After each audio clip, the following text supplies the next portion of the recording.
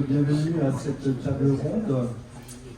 Je vais demander aux panélistes, les 5 personnes, s'ils veulent bien venir s'installer. Donc bienvenue à cette table ronde qui est organisée pour la deuxième fois au Salon du Chocolat.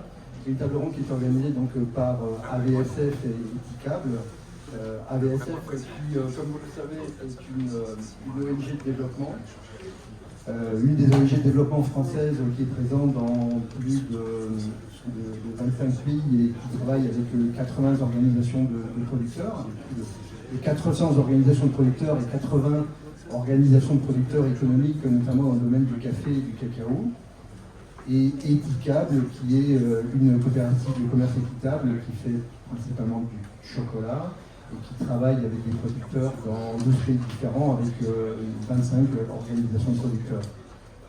AVSF et Etikable se sont réunis pour prendre des positions communes et les diffuser autour des questions des filières, du café et du cacao. Et voilà, nous avons publié un certain nombre d'articles, qui est notamment le petit document sur la loi de lutte contre la déforestation importée que vous allez trouver sur l'entrée, qui est à votre disposition. Et tous les ans, AVSF et Etikable invitent et reçoivent des producteurs de cacao d'Afrique, d'Amérique latine, des petits producteurs, des coopératives de producteurs. Et tous les ans, ils viennent ici au Salon du Chocolat, attirés aussi par ce Salon du Chocolat qui a son image. On vient à Paris et pourtant, ce Salon du Chocolat n'est pas toujours bien organisé pour recevoir et valoriser ces producteurs de cacao. Donc, comme vous le voyez, il est plutôt fait pour le grand public. Et ça fait quelques années que nous nous efforçons à donner la parole à des producteurs, à faire exister aussi les problématiques du monde du cacao, des producteurs de cacao et de la filière cacao en général. Et que donc c'est dans ce cadre que nous organisons cette rencontre qui a pour but de donner la parole aux producteurs de cacao, aux producteurs des coopératives de cacao, des coopératives bio, équitables, et des coopératives de petits producteurs, et aussi d'aborder donc un certain nombre de sujets qui nous paraissent d'actualité. Aujourd'hui, nous avons 2 thèmes, celui de la loi de la lutte contre la déforestation. Le premier thème, il y aura un deuxième thème autour du prix, qui est également un thème complètement d'actualité, étant donné les cours, c'est un thème d'actualité autant pour les producteurs que pour les professionnels de la filière chocolat. Nous allons démarrer la première table ronde, si vous le voulez bien. Je vais me demander à Vito, à Fortin-Blay, à Régis Méritant et à Louis Mendoza de nous rejoindre de venir s'installer là. Alors nous avons pour cette table ronde Régis Méritant, qui est le chef de secteur du développement agricole, qui a été un des promoteurs de la loi de lutte contre la déforestation importée, et qui est donc vraiment un interlocuteur privilégié pour nous apporter des réponses à nos questions sur la loi de cette initiative de l'Union européenne, comme vous savez, qui devait entrer en vigueur l'année dernière, en fin 2020, en début 2025, pardon, qui finalement a été reportée d'1 an, et qui dernièrement a été reportée encore d'1 an, et qui finalement n'est plus reportée d'1 an, mais subit quand même quelques modifications. Tout cela va nous être expliqué. Nous avons 2 représentants du réseau de producteurs. Donc d'abord Luis Mendoza, qui est le représentant de Alcacao, un réseau de coopératives de producteurs d'Amérique latine. Il est également le représentant de APP Cacao, c'est-à-dire le réseau de coopératives de petits producteurs du Pérou. Nous avons Fortin-Blay, qui lui est le président du RIS, le réseau ivoirien du producteur du commerce équitable de cacao. Et donc il nous apportera le point de vue des producteurs de cacao de Côte d'Ivoire. Enfin, nous avons Guito Gillot, qui lui est le président de la coopérative Fecano, une coopérative d'Haïti, qui est un pays un peu différent, un peu iconoclaste, puisque la problématique d'Haïti est particulière, et donc on a trouvé intéressant d'avoir son point de vue sur le sujet. Et enfin, nous avons Romain Valeur, qui est le chargé de programme d'AVSF, qui travaille sur les filières et qui a notamment été le promoteur de l'article que nous vous invitons à lire sur la RDUE.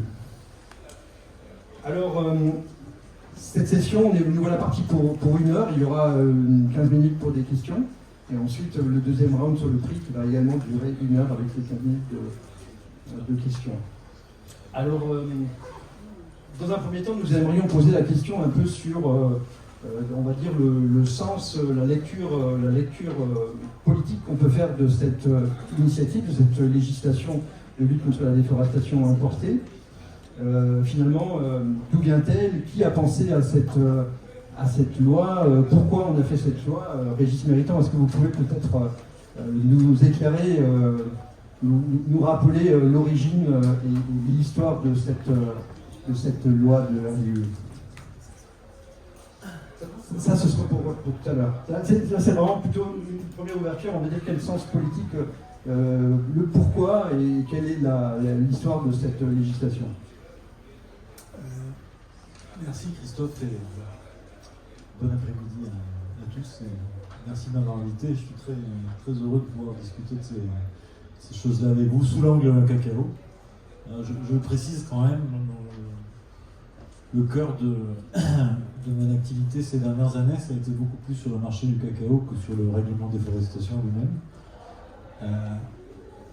On a lancé une initiative européenne pour le cacao durable en 2019 pour soutenir l'initiative majeure qui a été prise, toujours en 2019, par la Côte d'Ivoire et le Ghana, qui produisent à eux deux plus de 60% de la production mondiale. Et l'initiative, c'est une initiative qui s'appelait Living Income Differential, ou différentiel de revenus durables.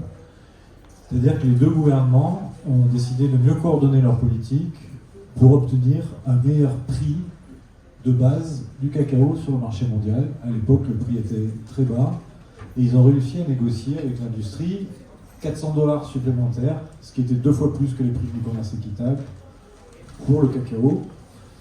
Et à ce moment-là, l'Union européenne a pris la décision de soutenir cette politique de prix plus élevé à un moment clé, et là je vais commencer à répondre à ta question Christophe, qui était 2019, nouvelle commission, la précédente, pas celle-ci, avec comme politique la plus mise en avant le pacte vert, le Green Deal.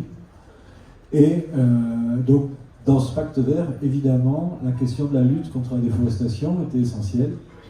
Et donc nous avons fait le pari d'appuyer l'initiative des producteurs de cacao pour un prix plus élevé, en leur proposant, en leur indiquant que la seule façon pour obtenir un prix plus élevé pour le cacao dans la durée, c'était de le lier à la notion de cacao durable, c'est-à-dire non issu de la déforestation.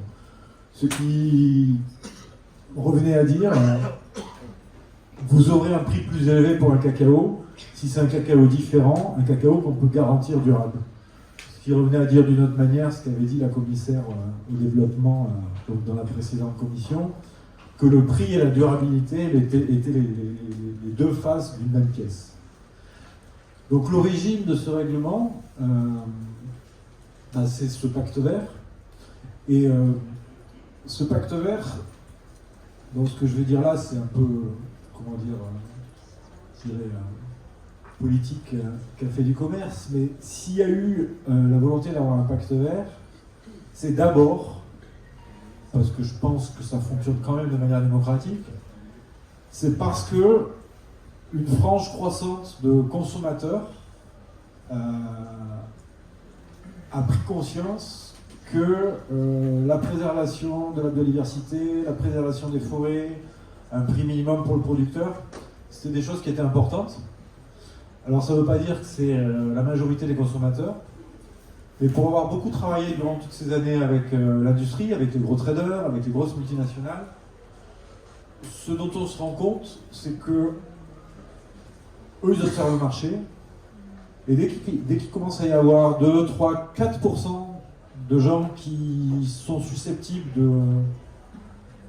de changer de mode d'approvisionnement, de changer de mode de consommation, là, il y a une réaction. Et très clairement, dans l'industrie du chocolat et le trading du chocolat, le souvenir que leur a laissé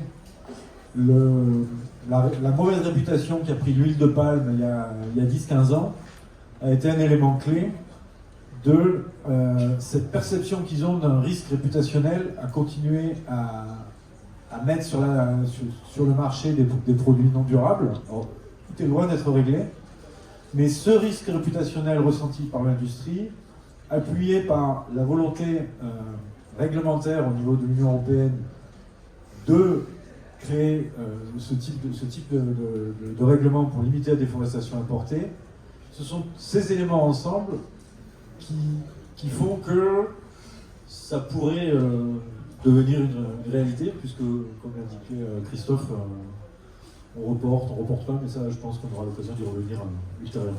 Très bien, merci Régis. Nous voilà une première vision un peu générale, un peu politique de cette initiative de l'Union européenne. Fortin Blais, vous qui représentez un collectif d'organisation de Côte d'Ivoire, est-ce que cette initiative de l'Union européenne répond aux enjeux de la Côte d'Ivoire, la question de la déforestation? Quelle est votre analyse sur le sujet? Je suis Fortin Blais, je le dis, responsable président des coopératives certifiées comme instituteurs en Côte d'Ivoire. Je vais répondre à votre question en disant que c'est pour nous un avantage par rapport à l'implémentation européenne.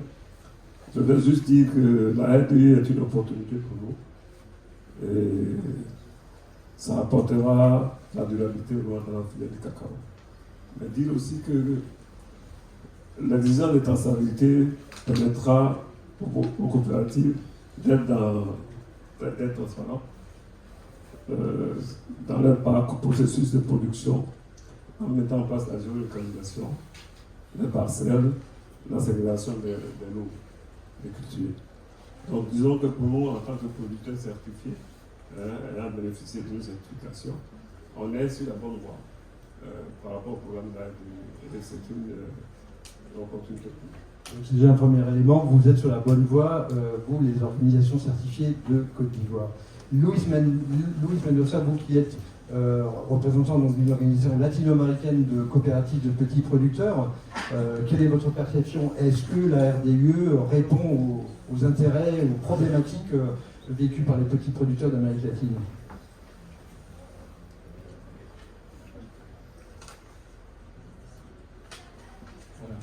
Muy buenas tardes, gracias por la oportunidad. Saludo a todos desde Francia.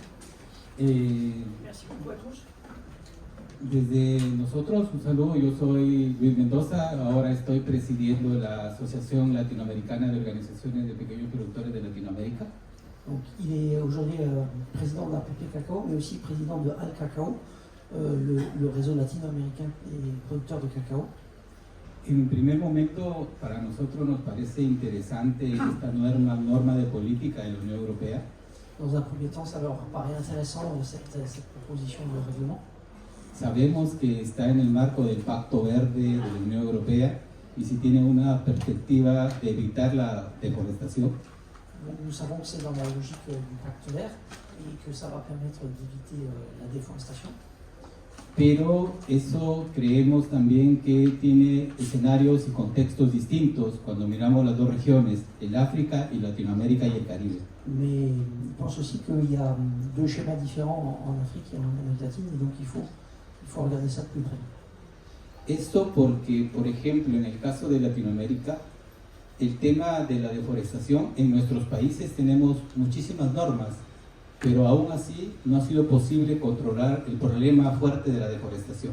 En Amérique latine, il y a beaucoup de lois sur la question de la déforestation, mais il y a une réglementation qui est forte, qui est présente, mais malgré ça, on n'arrive pas à le juguler. Y el problema de deforestación no es causado por el café, por el cacao.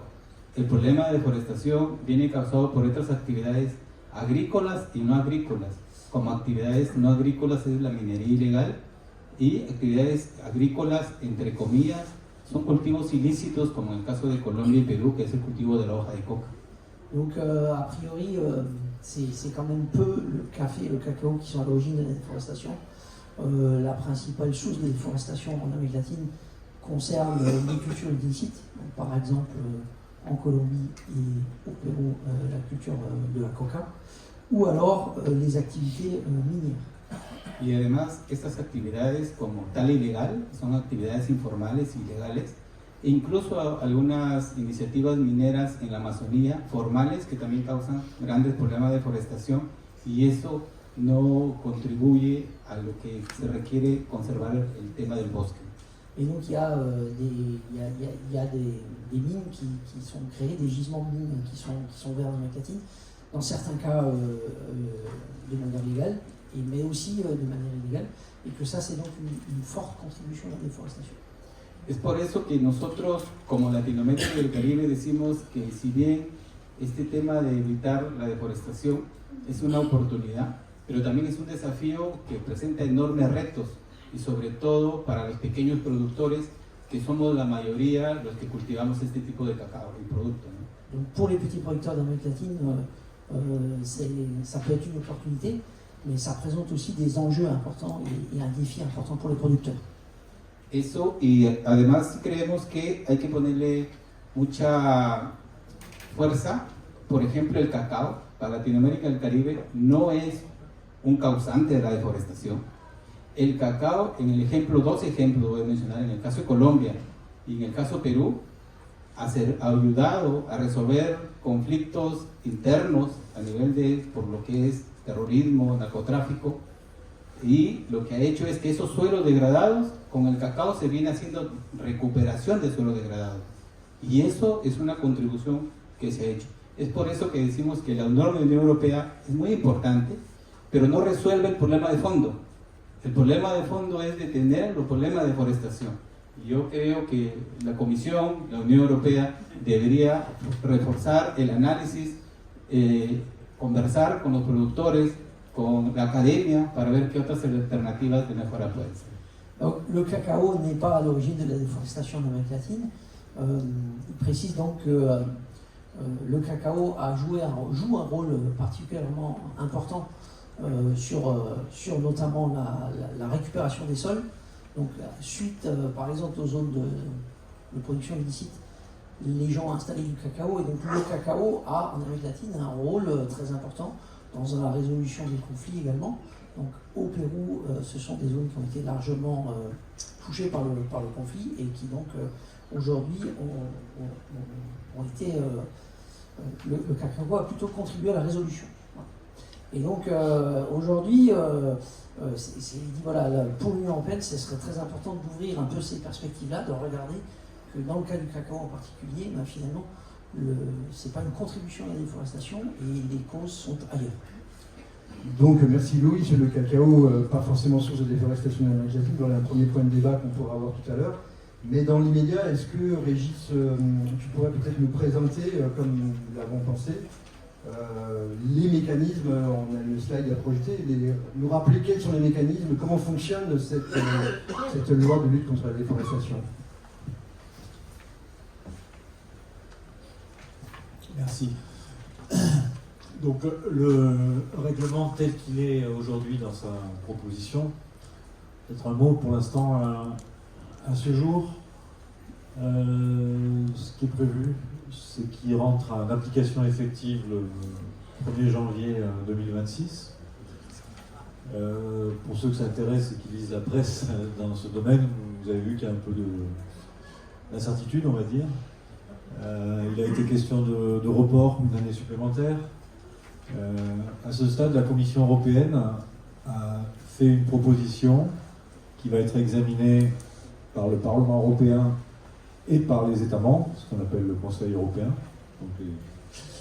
Et la proposition de la Commission à ce stade est de ne pas reporter le règlement, qui s'appliquerait donc à partir du 1er janvier 2026, avec une période de grâce pour les petites entreprises, mais de facto le règlement serait d'application. Après, les discussions sont en cours au niveau politique, donc. Et à ce stade, je ne peux pas vous en dire plus, parce que j'en sais pas plus que ce que j'en lis dans les journaux, comme tout le monde. Et d'ailleurs, personne ne sait, puisque c'est des discussions qui seront bouclées d'ici la fin de l'année. Donc on saura d'ici la fin de l'année si le règlement s'applique ou s'il est reporté. Alors, Le règlement, effectivement, hein, il y a 3 éléments. Il faut que le cacao soit tracé depuis la parcelle jusqu'à l'importation. Ce cacao doit respecter effectivement la légalité des pays dans lesquels il est sourcé. Et tracé pourquoi? Pour pouvoir vérifier qu'il n'est pas issu de parcelles qui auront été déforestées après une date butoir qui est donc 1er janvier 2020. 31 décembre. Donc, disons, tout ce qui est déforestation après, il faut aussi... Voilà. Donc la définition de déforestation dans ce règlement, c'est la déforestation depuis 2021. Donc 21, 22, 23, 24, bientôt 25, 5 ans. 5 ans pour le cacao, ça veut dire que c'est le moment où il commencerait à produire. Ça veut dire aussi que quand on a des plantations de cacao qui sont plus anciennes que 5 ans, a priori, il n'y a aucun problème. Ce règlement, l'effet qu'on espère qu'il aura, et encore une fois je parle du cacao et pas des autres produits, c'est que ça devrait être un élément qui permet de mettre fin à ce qui a depuis toujours constitué les cycles de production du cacao. Jusqu'à maintenant, l'histoire du cacao, ce sont des cycles de déforestation, donc transformation, par exemple, d'une grande partie des forêts ivoiriennes et ghanéennes ces dernières 20 années en cacaoyères. Ça a été le cas avec l'Indonésie dans les années 90. Et ce qu'on a constaté, c'est que quand la production mondiale commence à baisser, parce que les grands producteurs voient leur plantation vieillir, ce qui est en train de se passer en ce moment, par le passé, il y a toujours eu un nouveau cycle de déforestation ailleurs. En Côte d'Ivoire, c'est passé de l'Est à l'Ouest. On a vu arriver, comme je le disais, dans les années 90, la production indonésienne sur le marché. Il y a toujours eu ces cycles qui ont permis toujours d'alimenter le marché mondial, toujours en excès d'ailleurs, c'est pour ça que les prix ont toujours été très bas. Aujourd'hui, dans mon introduction, je parlais de risque réputationnel. Aujourd'hui, ce risque réputationnel, il existe pour l'industrie, grâce à tout le travail qui a été fait par les ONG, par les organisations de producteurs pour dénoncer cette déforestation. Et donc, ce que nous croyons, c'est que ce règlement va constituer un facteur de risque réputationnel supplémentaire pour éviter qu'on puisse aller chercher du cacao dans des zones nouvellement déforestées après 2020, et donc à la fois protéger les forêts, mais à la fois éviter que de nouveau il y ait une surproduction au niveau mondial, et donc contribuer à maintenir les prix élevés au niveau où ils sont aujourd'hui.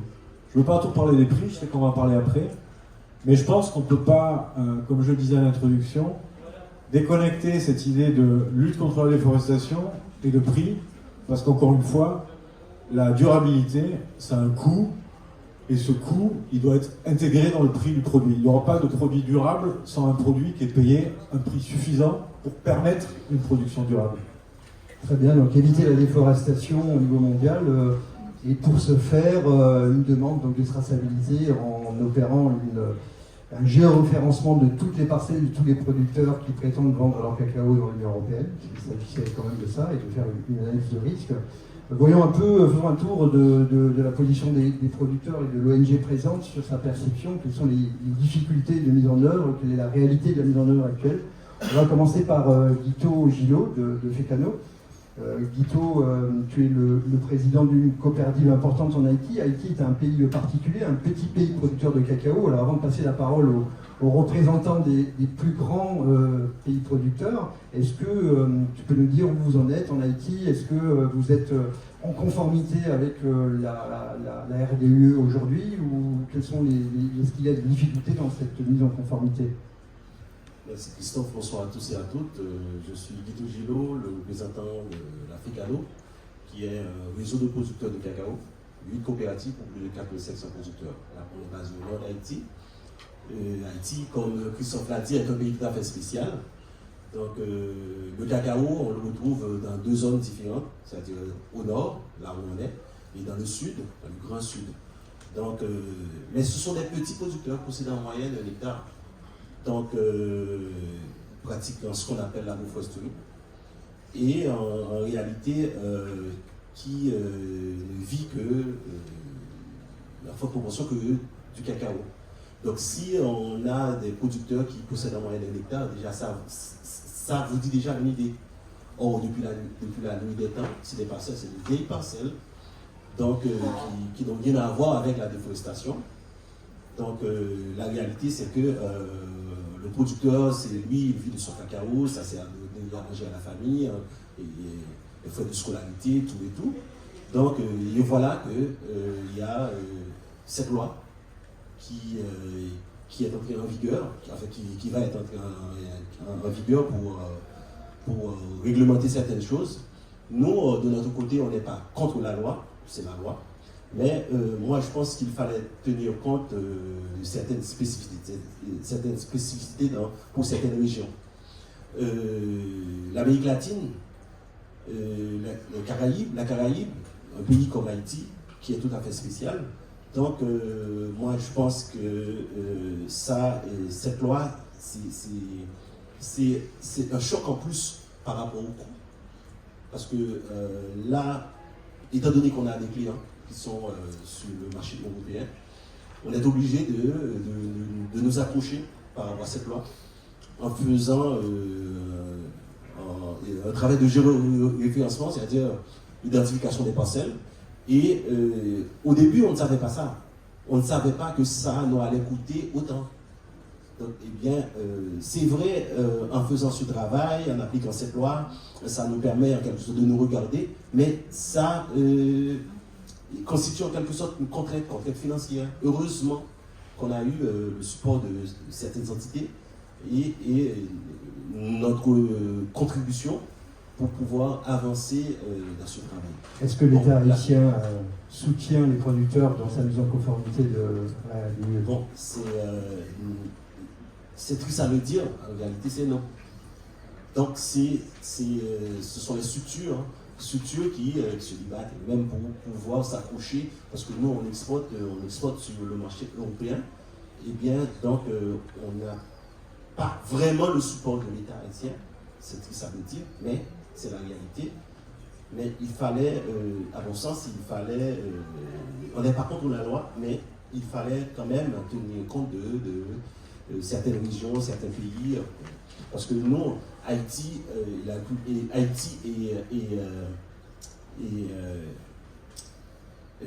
on va dire l'Afrique, comme la Côte d'Ivoire, c'est différent. Alors, quelle est la situation de la déforestation en Haïti? Est-ce que quelle est la problématique de déforestation? Est-ce que le cacao contribue à la déforestation en Haïti? Oh, mais non, mais si je parle, c'est des producteurs possédant au moins 1 hectare, donc il n'y a pas lieu de parler de déforestation. Donc cette question de déforestation, c'est pas notre affaire, c'est très loin de notre réalité. Parce qu'on a déjà déforesté en Haïti il y a très longtemps, il n'y a plus vraiment de forêt. Et pourtant, on est quand même tenu de faire les relevés et de respecter la loi, même s'il n'y a pas de déforestation. On est obligé. Merci Guito. Voilà, bon, un cas particulier d'un pays dans lequel le cacao finalement permet de couvrir les sols, de les protéger plus que de les détruire. Et pourtant, voilà, génère cette nécessité de répondre à toutes les obligations de la RDE. Fortin Blais, vous, quelle est la situation de Côte d'Ivoire? Est-ce que vous pouvez nous expliquer? Vous, en tant que coopérative, réseau de coopératives certifiées, est-ce que vous êtes prêt est-ce que vous êtes conforme aux exigences de la RDE qui rentrent en application supposément dans 3 mois maintenant? Ben, disons que nous avons posé 2 entités, les coopératives qui sont concernées par les certifications et les coopératives qui sont des coopératives qui ne sont pas certifiées ou qui n'ont pas beaucoup d'informations sur la RDE selon notre analyse. c'est un problème pour ces coopératives-là de se conformer pour le moment au règlement de l'Union européenne. Mais par contre, il faut souligner qu'au niveau national, l'État de Côte d'Ivoire, par le Conseil cacao, a mis en place un système de traçabilité qu'on appelle le SNT, Système national de traçabilité. Alors c'est quelque chose de tout à fait original parce que seule la Côte d'Ivoire dans tous les pays a mis en place un système national de traçabilité. Les autres pays, à ma connaissance, l'État n'a pas pris ce genre d'initiative. Donc est-ce que vous pourriez expliquer un peu comment ça fonctionne? Bon, il faut dire que c'est un circuit qui a débuté par la mise en place de l'identification de ceux qui sont appelés producteurs en produisant les cartes des producteurs. Et ensuite à cela, on pourra vraiment payer d'abord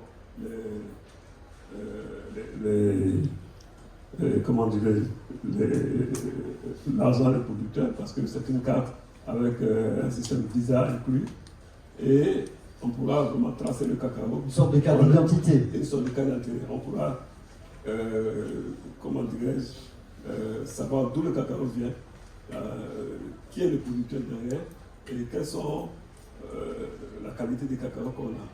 Et pour nous, c'est une initiative à encourager parce que avant, par exemple, la certification, ceux qui n'étaient pas certifiés, il était difficile pour ces coopératives-là, il est difficile même aujourd'hui de savoir ce qu'on appelle la traçabilité. Mais aujourd'hui, la certification a apporté son appui.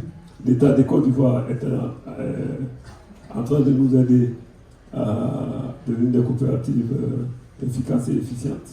Donc ce système d'État permet également d'amener avec nous les producteurs individuels qui ne sont peut-être pas dans des coopératives.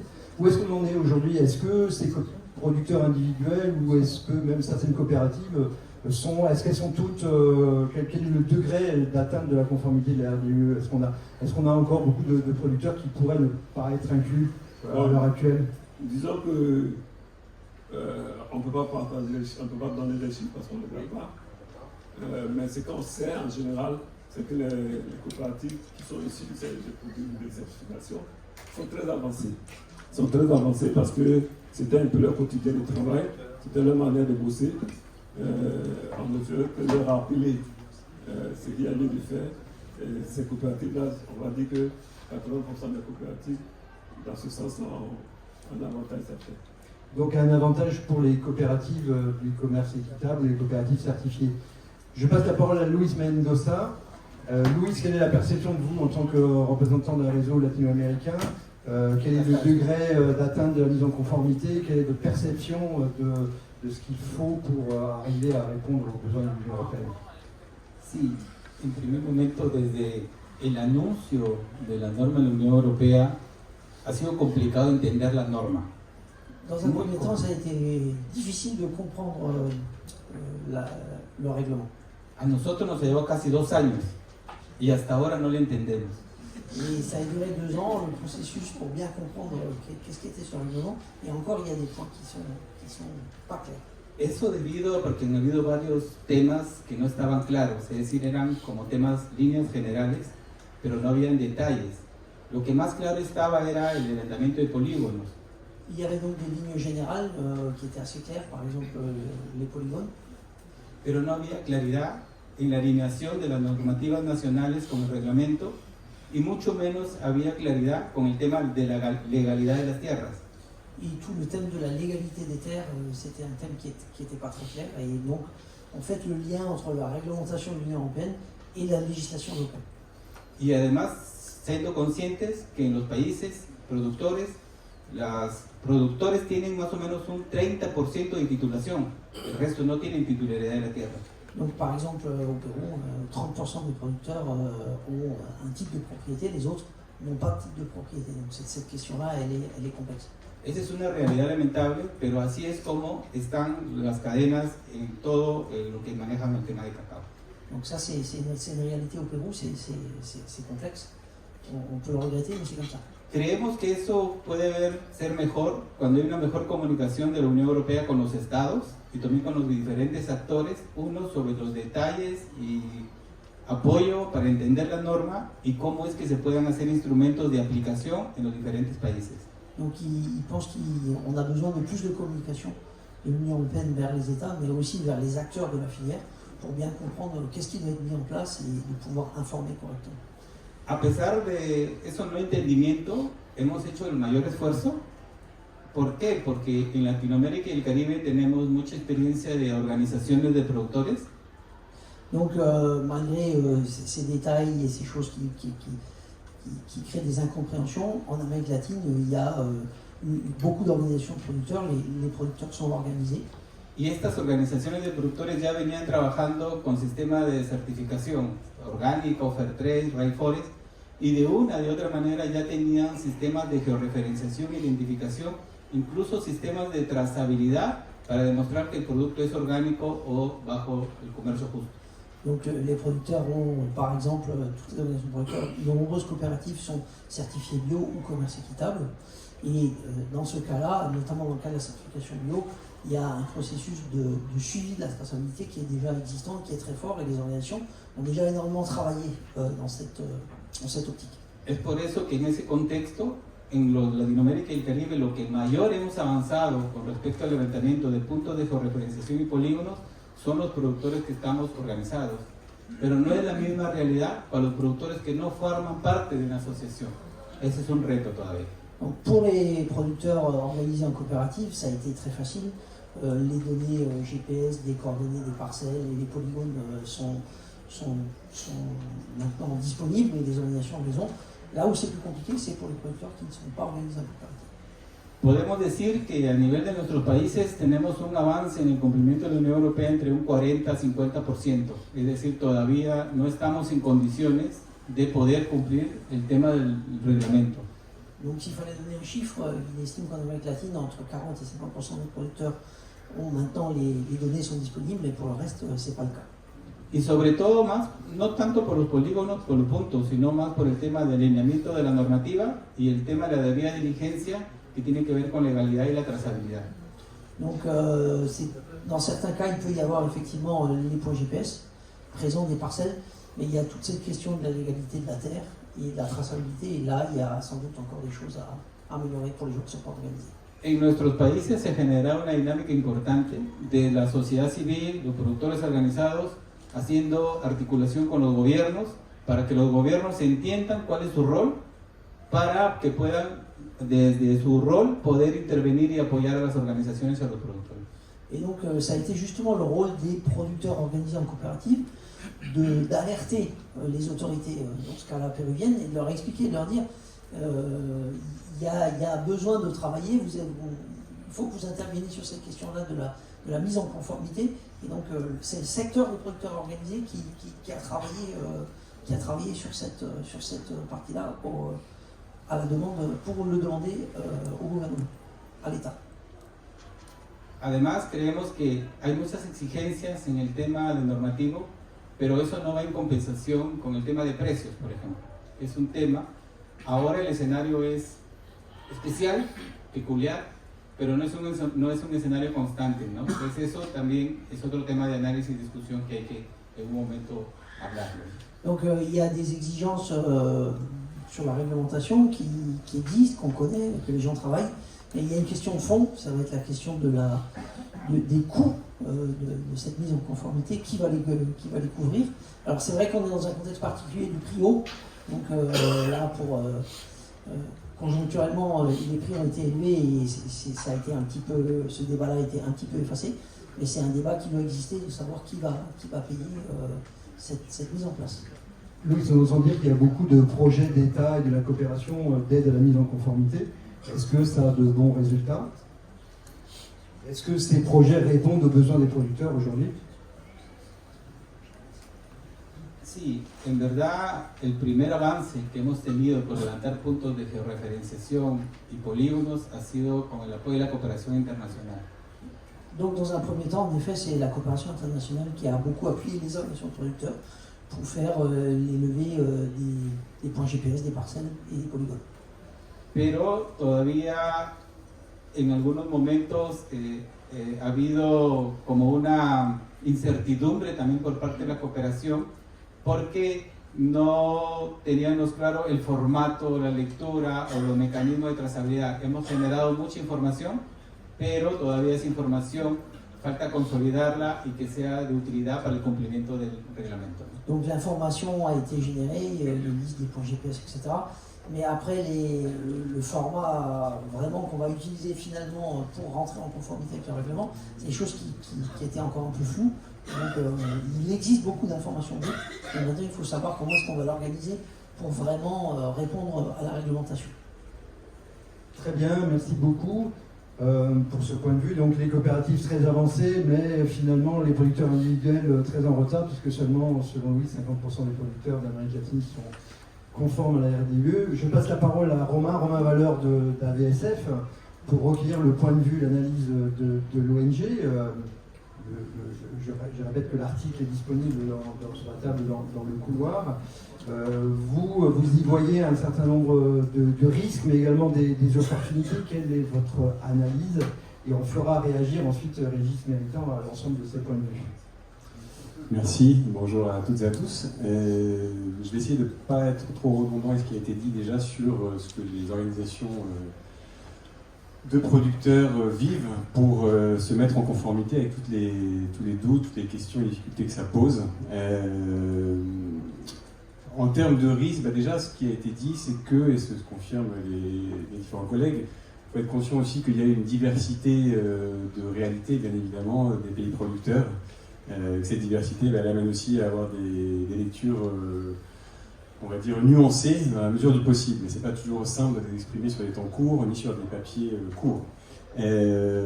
Simplement, ce qu'on peut déjà souligner de façon plus globale que ce qui nous est rapporté par Luis Mendoza concernant le Pérou ou l'Amérique latine, c'est que plus largement, il y a effectivement aujourd'hui un constat qui est que il y a encore un bon nombre de producteurs et d'organisations qui ne sont pas aujourd'hui en conformité.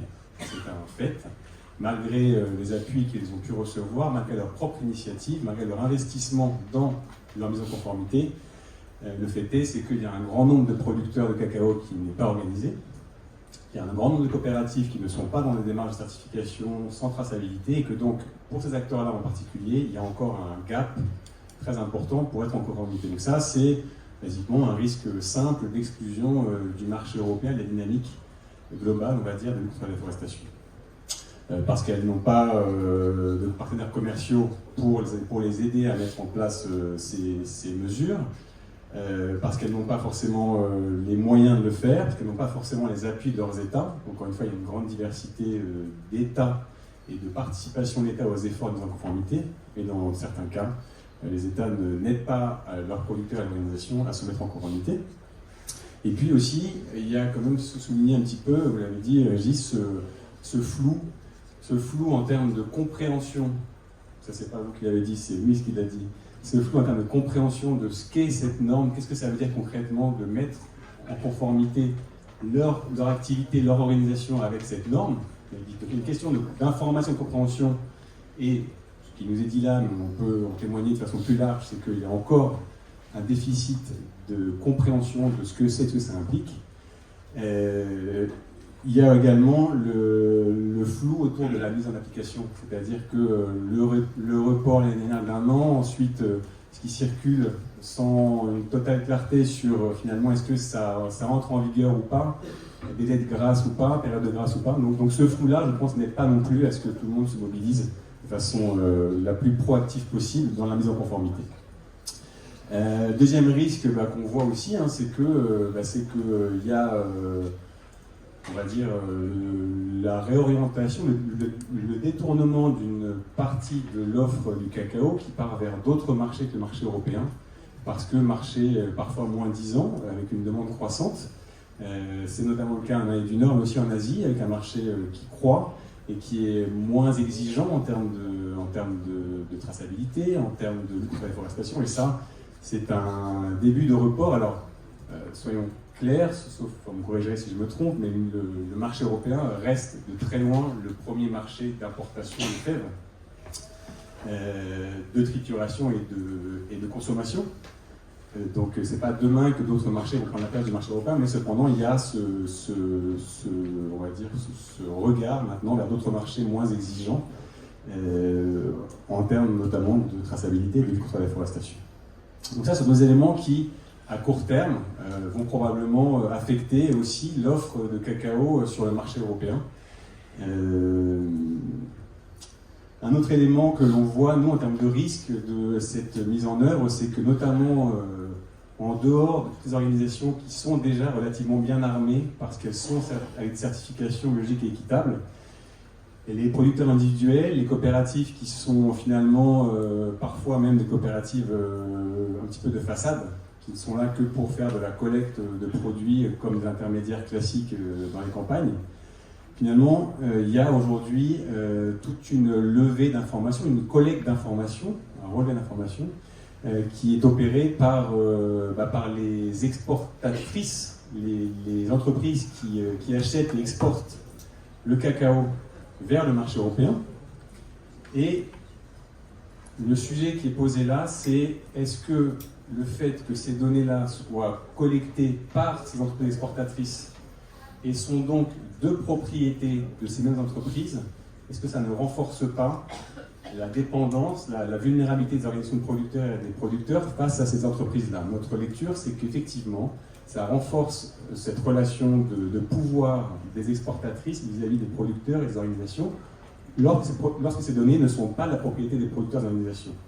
Je me permets un petit parallèle. Je trouve que dans la nouvelle réglementation biologique pour les pays tiers de l'Union européenne, l'une des grandes avancées que l'on partage avec l'ETICAP, c'est de dire demain, les certificats biologiques doivent être de propriété des producteurs et des organisations de producteurs du Sud. Avant, ce n'était pas le cas. Donc ça, je pense que c'est une très bonne mesure pour la partie biologique, mais je pense que ce sujet de propriété des données, pour qu'elles soient bien entre les mains des producteurs et des organisations, ça permettrait de ne pas renforcer une situation de domination par les entreprises exportatrices vis-à-vis des plus vulnérables. Ensuite, effectivement, Louis l'a mentionné, un risque que l'on situe majeur, moi je reviens tout juste du Pérou, mais j'échange avec différents collègues de différents pays, c'est effectivement que le principal accent a été mis sur ce sujet de traçabilité. C'est très bien, ça donne de la transparence, j'y reviendrai après. En revanche, le sujet de la légalité semble un point relativement mort dans les analyses et dans la mise en œuvre, la mise en conformité dans les pays producteurs.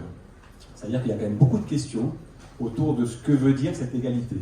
Ce qu'on comprend de façon collective, encore une fois, vous me corrigez si je me trompe, c'est qu'il s'agit d'être en conformité avec la législation nationale du pays producteur. Il se trouve que je pense que dans aucun pays producteur, il y ait une définition claire de qu'est-ce que veut dire un cacao légal. L'égalité veut dire l'égalité notamment dans l'utilisation de la terre, sujet central et très complexe. Et ça veut aussi dire l'égalité sur le plan, par exemple, du droit du travail. L'égalité sur les plans sociaux de couverture médicale, pour la main-d'œuvre. Bref, vous avez une multitude d'éléments de loi de chaque pays producteur qui ont à voir avec la légalité de près ou de loin. Un exercice, pour être peut-être plus concret, un exercice qui a été fait au Pérou tout récemment, l'État a fait le recensement de ce qu'il considérait être des éléments de loi nationale qui avaient à voir avec la légalité d'une production de cacao. Ils sont arrivés à plus de 220 lois. Les organisations de producteurs mobilisées, mais aussi des coopérants et d'autres, et même des propres personnes de l'État, ont dit c'est pas possible qu'on demande à chaque lot qui sort de prouver qu'ils sont bien en légalité vis-à-vis de ces différents aspects-là, ce qui n'est pas l'esprit même de la loi. Donc sur ça, la Commission européenne a financé un appui à l'État péruvien pour essayer de concentrer un petit peu cet inventaire des principales lois qui ont à voir avec l'égalité. Ils sont arrivés à peu près à une quarantaine de lois aujourd'hui. Ça reste énorme.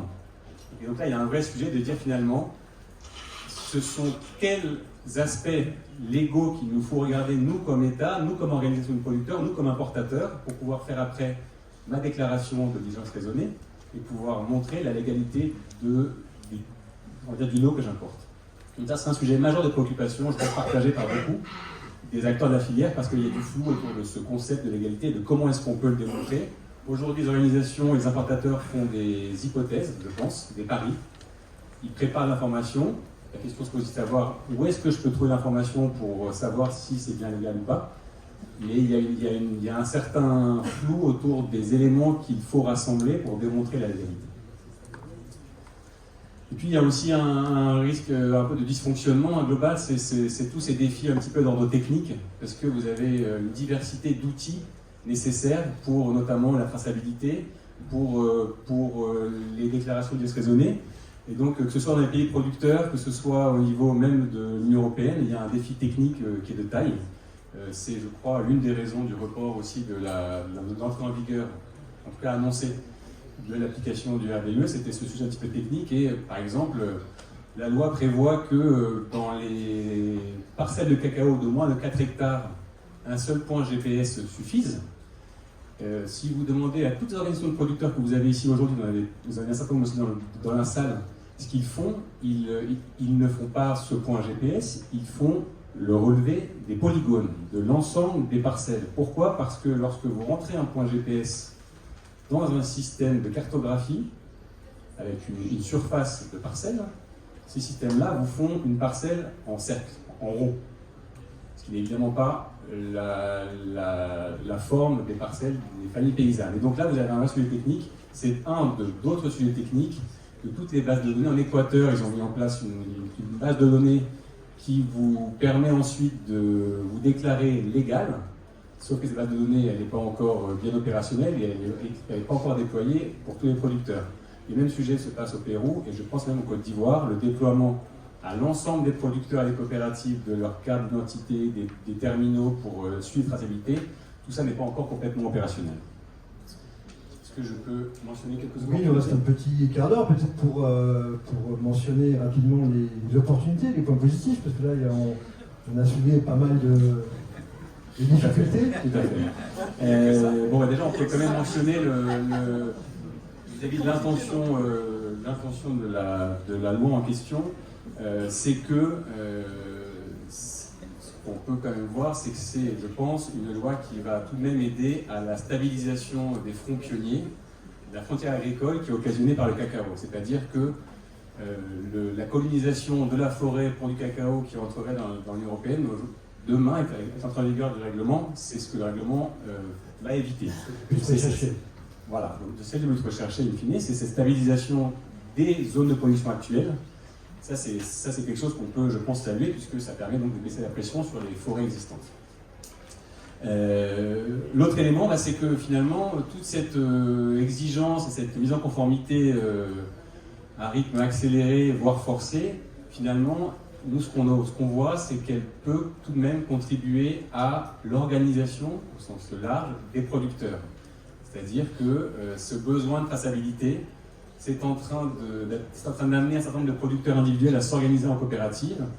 Et les coopératives, les milliers de coopératives qui ne sont des coopératives que de façade pour simplement acheter et revendre du cacao, via les exigences de traçabilité, via les exigences de démonstration de légalité, ça sont des éléments qui permettent à des organisations de se structurer, de créer du lien avec les producteurs, d'échanger de l'information, et ça sont des éléments que l'on pense favorables à l'organisation des producteurs de façon globale. Et puis, il y a un élément aussi qui est lié à la traçabilité, je l'ai dit très vite tout à l'heure, c'est que renforcer la traçabilité dans une filière cacao, et effectivement, ce n'est pas que le cacao qui est ciblé par ce règlement-là, mais là on est sur un espace plutôt cacao, chocolat, c'est pour nous une contribution à davantage de transparence dans la filière. La filière cacao, au même titre que d'autres filières, ce sont des filières opaques, globalement. Et donc, de recréer du lien entre les maillons de la filière via ces exigences de traçabilité et ces exigences aussi de redevabilité dans le sens de ces déclarations de raisonnées vers ses fournisseurs. Ça, ce sont des éléments qui nous semblent favorables à davantage de transparence dans la filière. Et ça, ce sont des éléments qui sont aussi, je pense, des contributions pour davantage d'équité au sein de la filière. Et puis je termine en disant, comme opportunité, ce sont les organisations de producteurs qui sont représentées en partie par nos collègues présents ici. Les organisations certifiées en commerce équitable et l'agriculture biologique, elles sont avancées, bien plus avancées que, je pense, toutes les autres coopératives de cacao dans le monde. Donc ça, c'est un avantage comparatif qui est formidable pour elles, parce que le gap est bien plus petit. Il y a des enjeux, encore une fois, géolocalisation, des enjeux d'égalité, mais globalement, elles sont bien avancées, et ça, je pense que c'est une bonne note, c'est pour elles un avantage comparatif qu'elle peut mettre en avant sur le marché, et c'est, je pense, reconnaître aussi les efforts et les avancées que toutes ces organisations-là ont fait depuis des années dans ces logiques de développement durable qui incluent la préservation de la forêt. Merci Romain. Alors on va passer la parole à Régis Méritant. Il y a de nombreux sujets, hein, Régis, c'est vrai qu'il y a de nombreux sujets. Moi j'en retiens surtout un, c'est cette question de nombreux producteurs qui ne sont pas mis en conformité encore. Et le risque d'exclusion des petits producteurs, ou un certain nombre d'entre eux, lié à cette application de la RDE. Quelle est votre analyse, quel est le point de vue de l'Union européenne sur ces questions? Alors, j'ai pris des notes. Je vais essayer de répondre en 4 points. Le premier, c'est vous qui l'avez soulevé, c'est la question du dialogue. C'est vrai qu'on n'a pas... C'est un règlement qui est complexe. Ça couvre 7 produits dans, je sais pas, peut-être plus de 150 pays. Donc c'était pas simple de dialoguer. Il y a 2 pays avec lesquels on a dialogué, pas spécialement dans le cadre du RDE, mais il se trouve qu'il y a 2 pays avec lesquels on a dialogué vraiment sérieusement, et même un 3e qui est le Cameroun. Les 2 pays, c'est la Côte d'Ivoire et le Ghana. Et si on a dialogué avec ces pays, c'est non seulement parce qu'ils sont les 2 premiers pays producteurs, on aurait pu dialoguer avec les 5 ou 6 premiers. Si on a pu dialoguer avec ces 2 pays, c'est parce qu'on a pu mettre tous les acteurs autour de la table, mais c'est surtout parce que dans ces 2 pays, la filière est régulée et que l'interlocuteur, on l'a immédiatement. En Côte d'Ivoire, c'est le Conseil Café Cacao. Au Ghana, c'est le Cocoa Board. Et c'est pas par hasard si ces 2 pays où il y a eu des politiques publiques extrêmement actives sont devenus les 2 premiers pays producteurs de cacao. Ce ne sont pas les seuls pays où on peut faire pousser du cacao, ce ne sont pas les seuls pays où il y avait de la forêt disponible, ce ne sont pas les seuls pays où il y avait aussi de la main-d'œuvre disponible. Donc encore une fois, je souligne cet élément parce que j'entends souvent des oppositions entre une espèce de mythe de la libéralisation totale des filières. On a 85% du prix. Oui, effectivement, en Côte d'Ivoire au Ghana, le paysan il a 70% du prix FOB. La différence, c'est les taxes qui sont perçues par l'État. Et après, la question de savoir ce que l'État fait des taxes, c'est une question de démocratie. Mais on ne peut pas reprocher à un État de taxer une filière pour investir, je pense, encore une fois, je ne veux pas faire de politique, mais qu'en Côte d'Ivoire aujourd'hui, il y a 6 ou 7% de croissance, et il y a beaucoup d'investissements dans les infrastructures. Les infrastructures en Côte d'Ivoire, le cacao, c'est 15% du PIB. Je pense que ça y contribue de manière... Donc c'est un autre débat. Ce qui est sûr, c'est que quand il y a une filière bien organisée, c'est plus facile de discuter avec les acteurs de la filière. Le travail que font les organisations paysannes et que vous faites en appui aux organisations paysannes est en ce sens essentiel. Mais les organisations paysannes aussi sont en contact dans des pays comme la Côte d'Ivoire, le Ghana, avec les pouvoirs publics, et ça facilite grandement le dialogue. Ce que je voudrais dire aussi, c'est, pour parler de la traçabilité, c'est que, excusez-moi de parler encore de la Côte d'Ivoire, mais la traçabilité en Côte d'Ivoire, le gouvernement a commencé à mettre en place un système de traçabilité avant même qu'on entende parler de réglementation européenne. C'est-à-dire que la traçabilité, encore une fois, c'est un moyen de réguler une filière, de mieux comprendre ce qui se passe. Sur les coûts de la traçabilité, j'en prends bonne note. Effectivement, la traçabilité, c'est un coût. Alors, quand on parle de coût, il faut donner des chiffres. Alors, la traçabilité, c'est évalué à la tonne entre 50 et 100 $. Je rappelle que la tonne de cacao, c'était 2000 $. Aujourd'hui, c'est 6000 $. Donc, la tonne de cacao, le prix a augmenté de 4000 $. Donc, les 50 ou 100 $ du coût de la traçabilité, alors, par rapport à cette augmentation de prix, c'est clairement négligeable. Ensuite, il n'y a pas de raison objective pour penser que ce coût de la traçabilité, il va être payé par le producteur lui-même, parce que celui qui doit faire la preuve de la traçabilité, c'est l'importateur, quand il va arriver à la douane, enfin, au niveau de l'autorité compétente dans un État membre de l'Union européenne. Le géoréférencement et les éléments pour faire l'analyse de risque, c'est bien les producteurs qui doivent les fournir. Alors, le géoréférencement, oui, non, bon, alors, quand on parle de 50 à 100 dollars la tonne, pour l'immense majorité des producteurs de cacao, de facto, en fait, un point suffirait, puisque c'est moins de 4 hectares. Donc, enfin, personnellement, on peut en redébattre, mais je n'ai pas du tout la conviction que le coût de la traçabilité au niveau de la parcelle soit un élément clé de la problématique. Aujourd'hui, les grands importateurs qui font 50-60% du marché, comme Barry Callebaut, comme Cargill, annoncent publiquement qu'ils sont prêts pour la traçabilité. Sur la Côte d'Ivoire et le Ghana, les systèmes nationaux sont peut-être pas, couvrent pas peut-être 100% de la production, mais commencent à être relativement efficaces. Est-ce que ça veut dire que le constat qui a été formulé ici de nombreux petits producteurs non conformes qui vont être exclus de la RDE, vous considérez que c'est pas exact? Ouais, j'aurais du mal à vous dire, oui, c'est un problème majeur. Et je vais aussi juste ajouter un argument là-dessus. On parle du cacao, hein. Si on avait la même discussion, que vous soyez des producteurs de soja, argentin par exemple, je ne sais pas si je pourrais être aussi affirmatif en vous disant mais le cacao,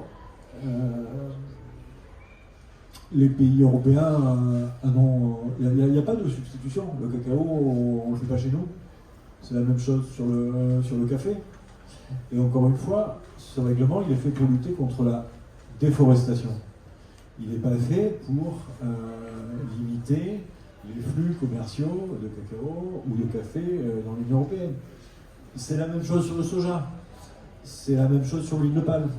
Mais par exemple, sur l'huile de palme, les discussions qu'on a avec les producteurs d'huile de palme, qui ne datent pas du règlement, sont, je dirais, plus difficiles. On parle de règlement auprès de l'OMC, parce qu'on a des produits de substitution. C'est beaucoup plus compliqué. Le café et le cacao, il n'y a aucun doute qu'on a besoin de café et de cacao, on aime le café et le cacao, on ne produit pas chez nous. Donc le règlement, encore une fois, on ne peut pas être suspecté d'avoir fait un règlement pour limiter les importations. Surtout dans un produit, le salon du chocolat le montre, qui est important ici. Très bien. Peut-être quand même sur la question de la propriété des données, de la dépendance aux grands groupes du cacao. Est-ce que la RDU y contribue comment vous voyez cette question de à qui appartiennent les données? Pour être franc avec vous, c'est difficile de répondre à ça. Encore une fois, ce que je constate, parce qu'on suit de près ce qui se passe au niveau des circuits d'achat, ce que je constate dans tous les pays, c'est qu'il y a effectivement un petit nombre de grands acheteurs, mais ceci étant, il y a un degré de compétition entre eux qui est énorme et qui fait que ce soit dans un système régulé comme la Côte d'Ivoire ou le Ghana où le prix est fixé par le gouvernement, et on va faire l'hypothèse, et c'est une hypothèse qui tient la route, que ce prix fixé est respecté. Dans les pays où le prix n'est pas fixé, comme le Cameroun ou le Nigeria, par exemple, l'Équateur, ce dont on se rend compte, c'est que la compétition entre les acheteurs fait que la répercussion entre les augmentations ou les baisses du prix, les augmentations du prix mondial, immédiatement est répercutée au niveau de ce qu'on constate en prix d'achat sur le terrain. Ça, c'est parce qu'il y a de la compétition entre les acheteurs. Donc, je ne crois pas au fait que ça va changer significativement les rapports. Je ne crois pas une seconde que cette nécessité de tracer le cacao pour répondre à un règlement va modifier les rapports de force déjà inégaux, mais je ne pense pas que ça va les aggraver entre les différents acteurs de la filière, les agrégateurs et les paysans. Je crois qu'au contraire, en tant que le cacao restera au niveau de production où il est aujourd'hui, c'est-à-dire à un niveau qui ne permet plus un stockage d'1 an, mais un stockage peut-être juste de quelques mois ici en Europe par les fabricants, on aura des prix plus élevés, très élevés. On va reparler du prix après dans la session suivante. Encore une fois, je crois que le grand défi aujourd'hui, c'est de faire tout en œuvre pour maintenir le prix du cacao au niveau où il est aujourd'hui, en expliquant que c'est le prix de la durabilité et que c'est aussi un prix qui permet à la filière de continuer à fonctionner, y compris en Europe. Vous devez le savoir en tant que chocolatier. Si vous avez encore 2 minutes, je peux vous répondre sur la légalité. Rapidement sur la légalité, puis on glissera doucement vers la conclusion, parce que notre temps est écoulé. Alors, sur la légalité, encore une fois, ce règlement il est fait pour lutter contre la déforestation. Ça aurait été un petit peu bizarre de ne pas mentionner la légalité dans un règlement qui est supposé,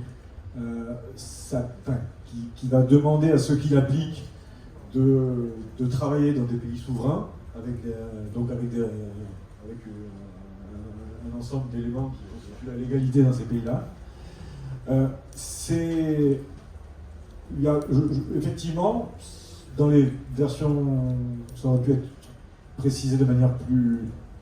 Ça aurait pu être mieux précisé, mais c'était difficile à mieux préciser, parce qu'à partir du moment où ça s'applique dans 150, enfin dans tous les pays du monde qui n'ont pas tous les mêmes éléments de l'égalité, ce que je crois à peu près certains aujourd'hui, et ça a été d'ailleurs précisé dans les différents guidelines et facts qui ont été publiés, c'est que les éléments de l'égalité concernant uniquement les éléments de l'égalité qui touchent directement à la déforestation. C'est pas un règlement qui vise en même temps à régler le droit du travail, le droit foncier. Donc je ne sais pas si les pratiques de propriété ne sont pas exclues de la RDUE. Je ne peux pas imaginer une seconde qu'on exclue des producteurs de cacao parce qu'ils n'ont pas de titre de propriété. Est-ce que les producteurs sont dans des réserves naturelles définies par l'État? C'est principalement ce point-là qui sera mis en avant. Je vais prendre un exemple dans la Côte d'Ivoire et les questions des forêts classées. Peut-être. Mais là, il y a des forêts qui ont été classées, dans lesquelles il y a des plantations de cacao depuis des dizaines d'années.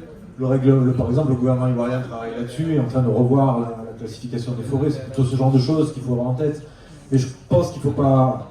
Après, c'est toujours difficile. On attend le règlement. Je comprends qu'on soit inquiet.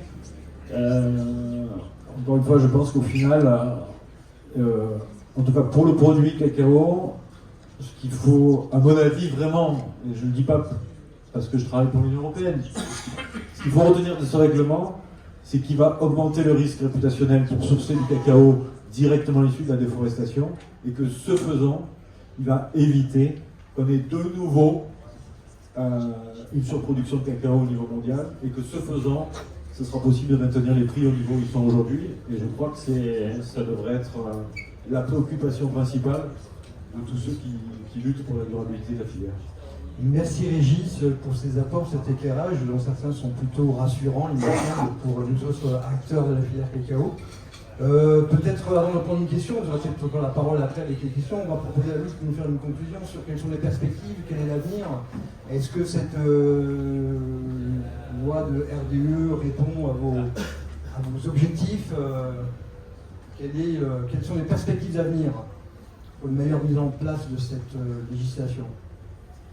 Sí, de verdad nosotros mantenemos nuestra preocupación por el tema de la normativa. Ils maintiennent leurs préoccupations. Seguimos con nuestra posición que no resuelve el problema de fondo de la deforestación. On ne résout pas le problème de fond de la déforestation. Además, mientras no se aclare el tema de legalidad y otros aspectos, es difícil que entre en vigencia. Tant que les parties floues, les parties pas claires sur notamment cette question de l'égalité, ça va être difficile de le mettre en place. En el caso que el Parlamento Europeo decida ponerlo en vigencia, tiene que considerar la vigencia como un periodo de gracia de al menos 10 años, que sea de un proceso de aprendizaje. Et qu'ils considèrent qu'il faut un temps d'apprentissage qui pourrait être assez long, voire 10 ans, pour pouvoir bien assimiler les règles. Y en ese periodo de prueba que se mire que no hayan penalidades y más bien haya una forma de generar que las cadenas que están incluidas en el reglamento puedan evitar en algún modo deforestación. Et donc plutôt que d'essayer de sanctionner les gens qui ne sont pas forcément encore à jour avec la réglementation, essayer de trouver un moyen de donner des bonus aux gens qui remplissent le règlement, qui remplissent les conditions et qui avancent là-dessus. Además, creemos que a nivel de polígonos, por ejemplo, el tema de mi país, riesgo país. En ce qui concerne le risque des pays, nosotros tenemos mucha incertidumbre cuáles han sido las variables, los indicadores, la metodología, la información que tenía en cuenta la Unión Europea para establecer riesgo país. et ils ont beaucoup de doutes sur quelles ont été les conditions, les règles, les principes qui ont été pris en compte pour mesurer et classer les pays sur ce risque. Eso tampoco hay claridad de los países. Là-dessus, il n'y a pas de clarté. Nosotros hemos preguntado como país a nuestras autoridades y nuestras autoridades que controlan el tema de deforestación y el tema agrícola no tenían conocimiento cuáles eran las variables y los indicadores. Y nos hemos quedado muy sorprendidos, por ejemplo, como Ecuador, Colombia, que tenemos un riesgo medio. Donc, dans le cas du Pérou, de l'Équateur, de la Colombie, ils ont demandé à leurs États quels avaient été les critères et est-ce qu'ils étaient au courant. Et eux leur ont répondu que non, qu'ils n'avaient pas les éléments pour savoir comment est-ce qu'on est arrivé à classer en risque moyen le Pérou, l'Équateur, la Colombie. Ahí entendemos que nuestro cacao está en Amazonía, pero el hecho que esté en Amazonía no significa que estemos deforestando por eso. Entonces yo creo, asumimos que por eso es el nivel de riesgo, pero esa no es la única variable, no es el único indicador hay que tener en cuenta. Entonces ahí hay que tener mayor comunicación, información y por qué no también poner de manifiesto qué hacer para bajar el nivel de riesgo. Y yo creo que en eso deberíamos trabajar de manera conjunta. Donc ils comprennent que par exemple au Pérou, la production de cacao elle est sur le versant amazonien. Ils font l'hypothèse que éventuellement c'est pour cette raison-là qu'elle est classée en risque moyen, mais que ces éléments-là c'est important de les discuter parce que dans la réalité c'est pas forcément le cas. Et ce qu'il faudrait pouvoir dire c'est quels sont les éléments à remplir, quelles seraient les règles pour pouvoir être mieux classé. Entendemos que hay dos modelos de productores en mercados, los países regulados y no regulados, por eso es a veces más fácil dialogar donde hay regulación y donde no, pero esa realidad hay que ver la forma de cómo dialogar más y eso es importante para que las aplicativas de la normativa, cualquiera que sea, pueda tener un mejor alcance y un mejor impacto. Donc, il comprend bien cette dichotomie entre les pays où le marché est régulé, où c'est plus facile d'avoir un dialogue parce qu'on a des interlocuteurs, que dans le cas des pays libéralisés, c'est plus difficile, mais c'est quand même important de donner cette possibilité qu'il existe ce dialogue. Ça, c'est quelque chose d'important. Y por último, entendemos la importancia de la normativa, pero hemos perdido como el foco, ahora ya no hablamos de cómo generar juntos el desarrollo sostenible del sector cacao a nivel global, nos hemos enfocado solo en esta normativa. Y eso creo que hay que volver a la mirada global del desarrollo sostenible. Et donc il y a un appel à se dire il faudrait qu'on retravaille ensemble sur quelles sont les conditions d'un développement durable pour la production de cacao et qu'on ne se centre pas que sur le règlement et qu'on essaye de travailler autour de cette question-là de manière commune. Merci Loïs, beaucoup de sujets. On va prendre quand même une ou deux questions dans